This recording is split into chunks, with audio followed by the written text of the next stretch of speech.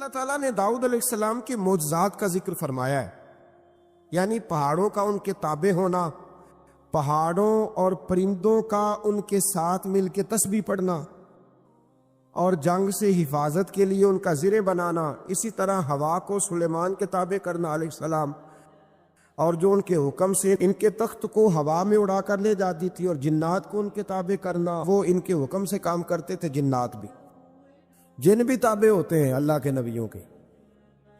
جب نبی پاک طائف سے واپس آئے تھے تو حضور پریشان تھے، تو جنوں کی جماعت نے آ کے کلمہ پڑھا، کہا یا رسول اللہ اگر وقتی طور پر انسان نہیں مانتے تو ہم تو حاضر ہیں نا، ہمیں کلمہ پڑھا دیں۔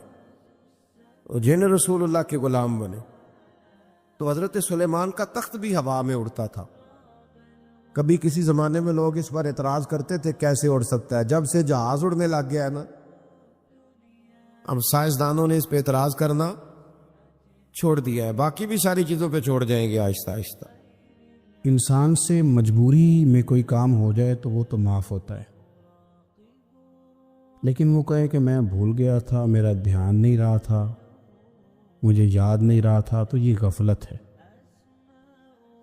تو غافل اب جب آپ ہو جاتے ہیں تو پھر غفلت انسان کو روز بروز زیادہ غافل کرتی جاتی ہے۔ مال کماتے کماتے مقصد مال نہیں بنانا، دولت حاصل کرتے کرتے محبت دولت کی نہیں دل میں پیدا کرنی، بال بچے، گھر بار، مکان، اس کے پیچھے بھاگتے بھاگتے ایسا نہ ہو کہ پلٹ کر دیکھیں تو ہمارا بہت سا روحانی، فکری اور ذہنی نقصان ہو چکا ہو۔ بہت سارے لوگ ہم میں سے ایسے ہیں جو الحمدللہ مقصود نہیں دولت کو بناتے، جن کا مقصود رزق حلال ضرور ہے لیکن وہ اس کو اپنے ذہن پہ سوار نہیں کرتے، صرف دولت کی ہو کے زندہ نہیں ہے، وہ اللہ کے بندے بن کے زندہ ہے، رسول اللہ صلی اللہ علیہ وسلم کے غلام بن کے فخر محسوس کرتے۔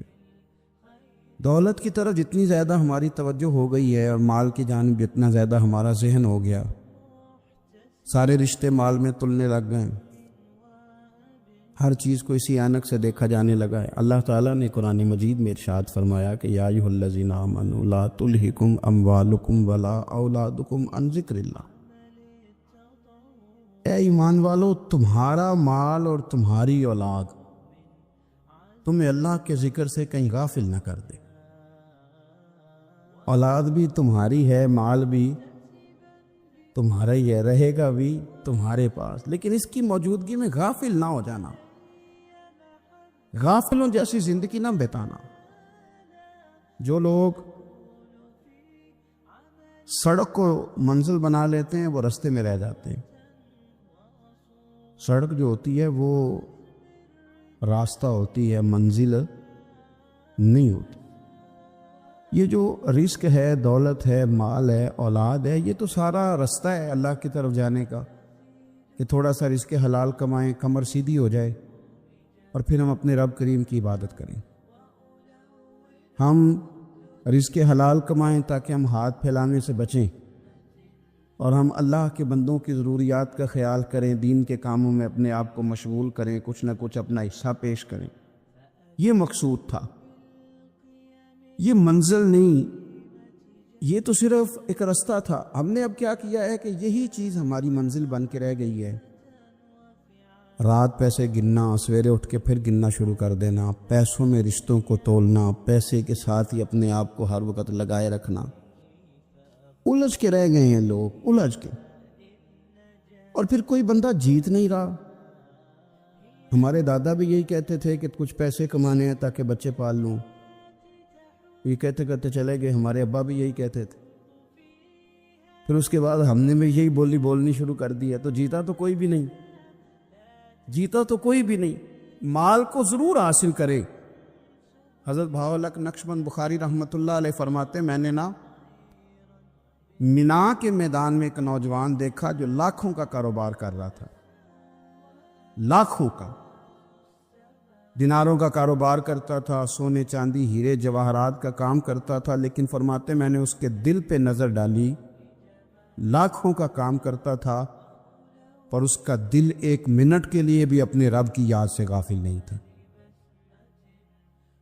ہر وقت اس کا دل اپنے مالک کی یاد میں مصروف تھا، ہر وقت۔ ارشاد فرماتے ہیں کہ میرا شروع میں اس کے بارے میں گمان یہ تھا کہ دیکھو یہ شخص کیا کر رہا ہے، پیسہ کما رہا ہے، دولت کے چکر میں پڑا ہوا ہے۔ فرماتے ہیں کہ پھر میں نے ایک اور منظر دیکھا، ایک اور رنگ میں نے دیکھا کہ وہ کما رہا تھا، اور پھر اختتام حج پہ میں نے دیکھا کہ جو کمایا تھا سارا اللہ کے بندوں پہ خرچ کر رہا تھا۔ آپ اور میں، ہم نے دیکھنا صرف یہ ہے کہ کہیں ایسا تو نہیں ہے کہ دولت میں الجھ گئے۔ بہت سارے لوگوں نے یہ کہا تھا، ہم سنتے تھے جب کوئی آدمی جانے لگتا تھا نا پردیش پیسہ کمانے کے لیے، تو وہ کہا کرتا تھا کہ میں ملک سے باہر جا رہا ہوں، 2 4 5 سال لگا کے آؤں گا، واپس آ کے پھر یہاں میں نے کوئی کام کرنا ہے، تھوڑے سے پیسے کماؤں تاکہ یہاں نہ پھر میرا سلسلہ کوئی بن جائے۔ وہ 3 سال لگانے گئے تھے پر 30 گزر گئے ہیں، لوٹ کے واپس کوئی نہیں آئے۔ وہ 4 سال کا کہہ کے گئے تھے پر سال 40 ہو گئے، لوٹے نہیں۔ کیوں نہیں لوٹے؟ اس لیے کہ پہلے مفاد چھوٹا تھا، خیال یہ تھا کہ تھوڑے سے پیسے آ جائیں گے، بچوں کا خرچہ چلنے لگ جائے، فیسیں پوری ہونے لگ جائیں، اور مجھے کسی سے مانگنا نہ پڑے تو بس پھر میں کامیاب ہوں۔ یہ طے کیا تھا۔ اس کے فوراً بعد پھر جب باہر گئے تو خیال آیا کہ نہیں، صرف پنکھے کا نہیں، اے سی کا بل بھی دینا پڑے گا۔ پھر تھوڑا اور آگے بڑھے تو خیال آیا کہ چھوٹی گاڑی پہ گزارا نہیں ہوتا، بڑی گاڑی نہ لے لیں۔ پھر خیال آیا کہ بڑی گاڑی لی ہے تو یہ تو اندر کھڑی نہیں ہوتی، سامنے والا پلاٹ مل جائے تو ذرا گراج اچھا بن جائے گا۔ پھر الجھتے الجھ گئے دوستو۔ پھر نہ مالک حقیقی کی جانب وہ نظر جو ہماری ہونی چاہیے تھی نہ رہی۔ ذوق سے نماز پڑھتے تھے، پھر ہماری نمازیں مختصر ہو گئیں۔ ہم سویرے اٹھ کے ذوق سے قرآن پاک پڑھتے تھے، پھر وہ وقت بھی ہمارا دفتر کی تیاری میں لگ گیا۔ رات درود شریف پڑھتے تھے، لیکن وہ بھی سارا ہمارا حساب کتاب میں وقت گزر گیا۔ ہم نے یہ سمجھا ہی نہیں کہ دولت کارخانہ نہیں دیتا، دولت سیٹھ صاحب نہیں دیتے، دولت آپ کو آپ کی فیکٹری نہیں دیتی، دینے والے تو رب کریم کی ذات ہے۔ تو جہاں سے آنا تھا وہاں توجہ دینی چاہیے تھی کہ جہاں صرف ایک سبب تھا، ذریعہ تھا۔ حضرت اویس کرنی رضی اللہ تعالیٰ عنہ، ہمارے صوفیاء میں ایک لفظ بولا جاتا ہے فقر بوذر، یعنی کچھ لوگ ایسے ہیں جو سیدنا ابو ذر غفاری رضی اللہ تعالیٰ عنہ کے طریقے پہ چلتے ہیں۔ ایک لفظ بولا جاتا ہے فقر بوذر، کچھ لوگ فقر بوذر کے قائل تھے، اسی مزاج کے قائل تھے حضرت سیدنا اویس کرنی رضی اللہ تعالیٰ۔ ان کے ذہن میں ایک بات بیٹھ گئی تھی کہ یار دینے والا اللہ ہے، دینے والا عزت بھی اللہ دے گا، رزق بھی اللہ دے گا۔ بلکہ امام غزالی رحمۃ اللہ علیہ نے تو حدیث لکھی ہے، آپ فرماتے ہیں کہ نبی پاک صلی اللہ علیہ وسلم نے فرمایا جس نے بندوں سے عزت تلاش کی رب اسے رسوا کر دے گا۔ جو سیاست کر کے عزت حاصل کرنا چاہتا ہے، جو اس طرح کا ماحول بناتا ہے کہ میں کوئی ایسے کام کروں کہ لوگ میری واہ واہ کریں، لوگوں سے عزت کا حصول کرنے والے کو رسوا کر دیا جاتا ہے۔ عزت در اصل وہی ہے جو رب کریم عطا فرماتا ہے۔ میرے عزیز دوستو، آپ اپنی توجہ، دل کی توجہ، روح کی توجہ اپنے مالک کی جانب جب کر لیتے ہیں، غفلت کا پھندا اتار دیتے ہیں، اور ہر وقت غلبہ رکھنا پیسوں کا، ہر وقت اسی میں سوچنا، اسی میں محو ہو جانا، پھر آپ کا ذہنی نقصان ہوتا ہے۔ پھر آپ کی روح جو ہوتی ہے وہ بے چین رہنے لگتی ہے۔ پھر ایسے بھی غریب دیکھے جن کے پاس پیسے ہیں، پیسوں کے علاوہ کوئی شے بھی نہیں۔ پھر ایسے بھی تنگ دست دیکھے کہ جن کے پاس جائیدادیں بڑی ہیں پر ان کے پاس رات کو سکون سے سونے کے لیے وقت کوئی نہیں۔ عزیز بھائی، حضرت ویسے کرنی رضی اللہ تعالیٰ عنہ کی ملاقات ہو گئی حضرت حرم بن حیان کے ساتھ، یہ بھی تابعی ہیں۔ تو حضرت حرم بن حیان رحمۃ اللہ علیہ کہتے ہیں یہ نا ہم تو خیر بڑی ساری باتیں سنتے ہیں تو نصیحت نہیں نہ حاصل کرتے، ویسے بھی یہ دور تقریریں کرنے تقریریں سننے کا ہے۔ جو عمل کرنے والے لوگ تھے ان کا کیا طریقہ تھا کہ وہ ایک دو جملے کافی تھا، علم و بس کری ہو یار وہ ایک کوئی حرف تینوں درکار، جملہ ایک بھی تیرے لیے کافی ہے، لیکن شرط یہ ہے کہ تو عمل کا ارادہ رکھتا ہو، تیرا خیال ہو کہ عمل کرنا ہے۔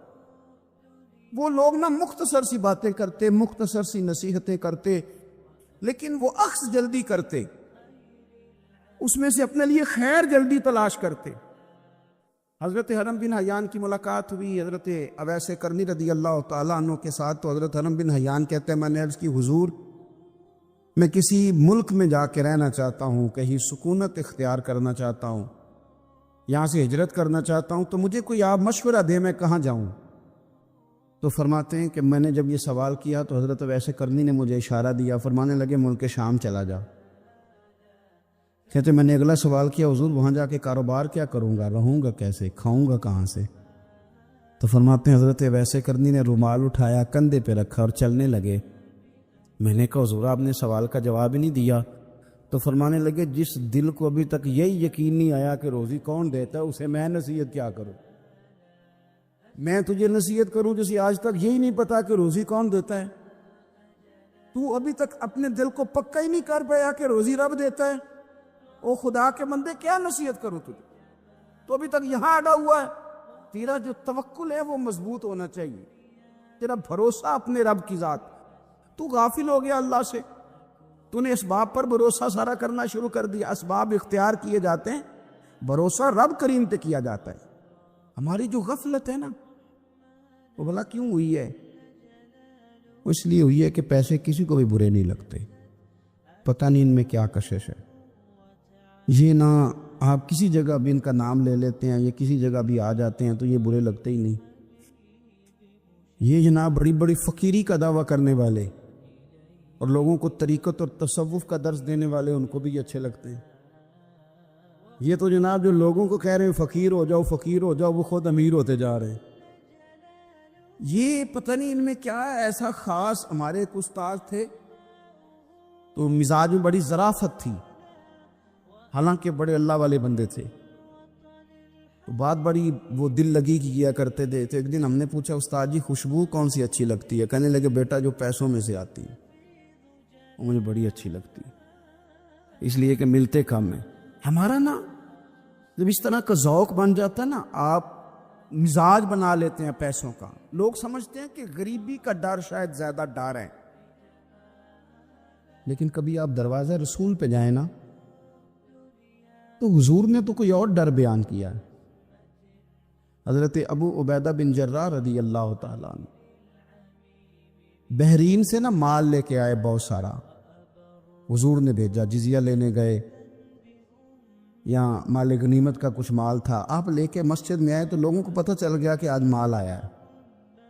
اب سب کو حصہ ملتا تھا اس میں سے، بدریوں کو زیادہ ملتا تھا، باقی لوگوں کو بھی ملتا تھا۔ تو فجر کی نماز کے بعد لوگ گھروں کو جایا کرتے تھے، لیکن آج پتہ چلا نا مال آیا ہے۔ تو یہ سیاستہ میں حدیث موجود ہے، سب لوگ مسجد میں بیٹھے رہے۔ حضور علیہ السلام نے فرمایا تمہیں پتہ چل گیا مال آیا ہے؟ عرض کی حضور ہاں۔ فرمایا تمہیں بانٹنے لگے ہیں، دینے لگے ہیں۔ ہم نا غریبی سے ڈرتے ہیں، ہم اپنے بچوں کے لیے دعا کرتے ہیں ان پہ غربت نہ آئے، ہم اپنے بہن بھائیوں کے لیے دعا کرتے ہیں ان پہ غربت نہ آئے، کرنی چاہیے، لیکن ذرا اس حدیث کے مفہوم کو بھی دیکھیے گا۔ نبی پاک صلی اللہ تعالیٰ علیہ وآلہ وسلم نے فرمایا تمہیں دینے لگے ہیں، مال آ گیا ہے، لیکن میرے قریب نے اپنی امت کے لیے جس چیز کا ڈر محسوس کیا وہ کیا ہے؟ حضور کے دل میں کس چیز کا خدشہ تھا وہ کیا ہے بیان کیا۔